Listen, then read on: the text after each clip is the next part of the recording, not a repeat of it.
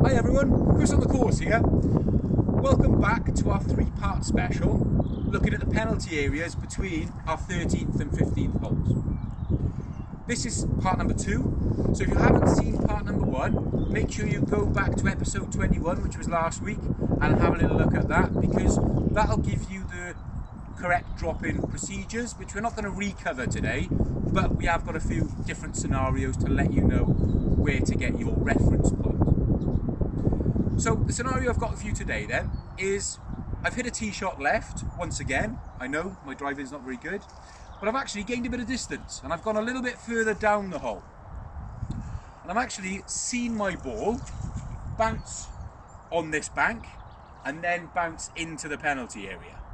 I've seen that happen and my playing partners have agreed that that's what happened. On that note, it's very important when you hit a ball in this sort of area of the course that you, and also other areas of the course as well, if you're thinking your ball is in a penalty area, you need to be certain, in other words you need to see the ball in the penalty area, or virtually certain, so you saw it crossing the margin of the hazard but you can't find the ball and your playing partners agree that that's happened.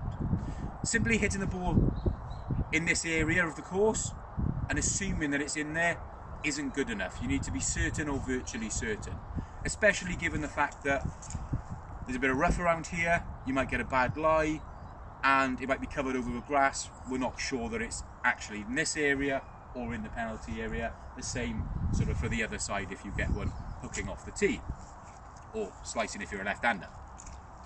So what are my options here then? Well, to get the correct option, we need to do the same as we did last time, and we need to find out where that ball last crossed the margin of the hazard, or penalty area as it's now known. As you look back to the tee, you'll see that there could be multiple margins that ball may cross until it reaches its final destination in the penalty area. But the one that's important to us is the margin, or where the ball last crossed the margin of the penalty area. So if it's come in this direction and we know that it's bounced on this bank and then popped in, well, it's fair to say that I can use that part as my reference point and take the relevant drops that we talked about last time.